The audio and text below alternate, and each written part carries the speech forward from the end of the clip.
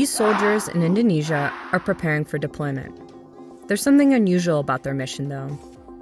They're fully armed, but they're not going to a conflict zone. These soldiers are shipping out to turn forests into rice fields. This is happening in the Indonesian region of Papua, one of the most diverse parts of the planet. At the Gecko Project, our team has been tracking these TikTok posts for months. It's given us a rare window into a controversial state program that has militarized mass deforestation.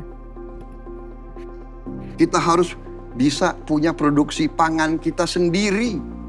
Bagaimana negara merdeka kalau dia tidak bisa memberi makan ke rakyatnya? This is President Prabowo Subianto defending the program back in June 2023 when he was serving as defense minister. Although the actual origins of what's called the food estates go back much further, to the 1990s. But these large-scale, state-driven agricultural projects are mostly associated with failure. Failed crops, deforestation, fires, flooding, and conflicts with indigenous communities. Kenapa harus mengerahkan 2 batalion militer, Pak? Apa pertimbangannya, Pak? Itu mensupport karena di sana tenaga kerja masih kurang. Kok kenapa sih kita pesimis? Mari kita optimis.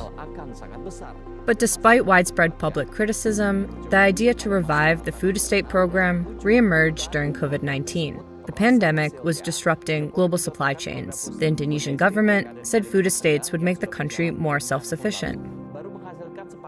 And the answer lay in Papua, a lush region on the island of New Guinea. For centuries, indigenous communities here have managed one of the largest tracts of rainforests in Asia. Now, with the help of the military, the state is forcibly converting 1.6 million hectares of land, an area half the size of Belgium. The scheme is so large, activists believe that it could lead to more deforestation than any other single project in the world.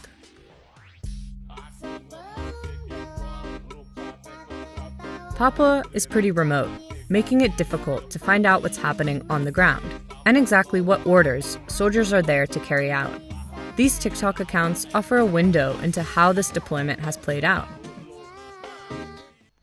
Over the course of last year, the military created 5 new special battalions. The recruits are young and come from all across the country.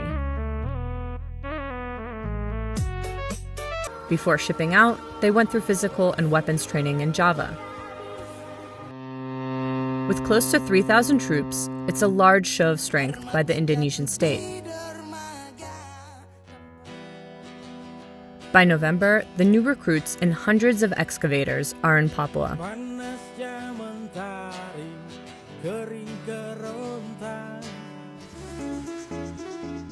Soon, we started to see videos of soldiers patrolling villages, rivers, and forests.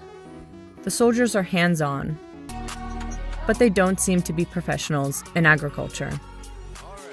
While most of the soldiers appear to be new recruits, we also started to see insignia for Battalion 755. This caught the attention of our reporters. The battalion's involvement hasn't been previously reported. These troops are called Raiders, part of an elite combat unit trained in guerrilla warfare. The unit has made headlines in the country in recent years. Back in 2017, 3 members of the battalion were implicated in torturing a Papuan man to death. They've been at the center of several alleged human rights abuse cases, including the killing of 3 police officers in 2020. So why was this notorious battalion assigned to a farming project in a civilian area? Our reporters spoke with Papuans who have had their land confiscated by soldiers. They said they are forced to consent. Armed troops show up, plant stakes in their land, and then bulldoze community forests and farms. Dengan begitu masyarakat tidak mampu untuk macam mau bicara hak-hak mereka begitu. Abang mau bicara juga takut begitu. Kalau dari saya pribadi saya lihat maksudnya dorang itu seperti horor begitu untuk masyarakat. This is set against a backdrop of decades of state violence towards indigenous Papuans. At the Gecko Project, we've been reporting on the expanding role of the military in Indonesia and the growing threat to Papua's forests. For more reporting on the food estate program, subscribe to our YouTube channel below.